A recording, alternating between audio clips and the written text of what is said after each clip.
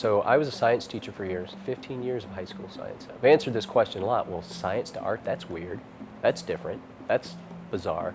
But in reality, if you're doing real science, you're being creative. You're solving problems with the scientific method, and you have to be creative to make new science, right? If you're doing art and you're making real art, you're using the scientific method aesthetically. You're thinking aesthetically the same way a scientist thinks, because I'm working on a bowl, for instance, and I make the first bowl and I look at it, and if I can't do anything with it, okay, that bowl's done. But I've learned something because I don't like the aesthetic of that. So there's my hypothesis, right?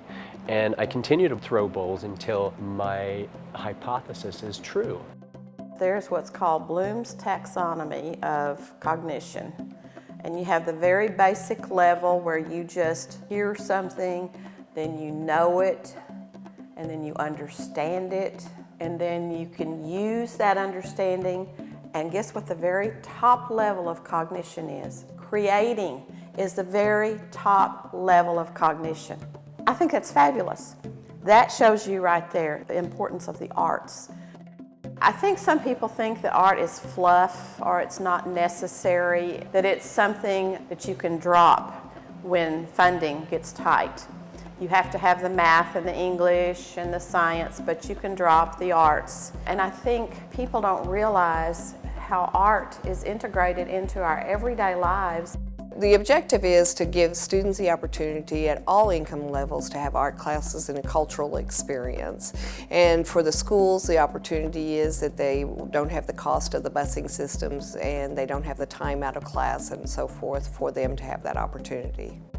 Our young children haven't seen someone draw a bird, or haven't been to a ballet, or haven't been to a musical performance. It's a good program because it brings the arts to students that may not have been exposed to it otherwise, and it opens up doors for them. You know, they're able to express themselves, they're able to use it in other areas of their life, or, you know, the teacher can use it in other parts of their education. There's all kinds of benefits to art education. The biggest thing is making it where it's interactive. It has to be that way in distance learning.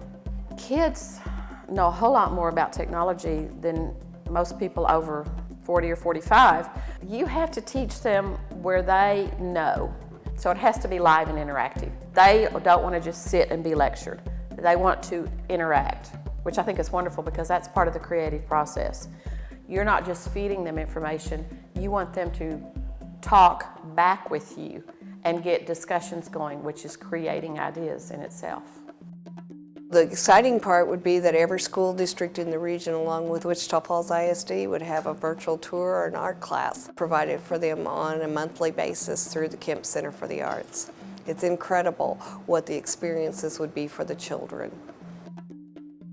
It's cost effective because we provide the art supplies, we provide the teacher, which most schools already have the equipment. Whether it's in a library or in their own classroom, you can pretty much do it from a laptop. We're able to give that to them in a free program. They don't have to pay for anything. As long as they have the equipment or we have a way of getting the equipment to them, they're able to participate. You can't present your child too many things and too many experiences because they're a sponge and they're willing to learn. The older they get, just like with foreign languages and different learning experiences, you become more intimidated with time. They're totally unintimidated. They're totally a sponge, and it's totally a wonderful experience to give them that outlet at this point in their life.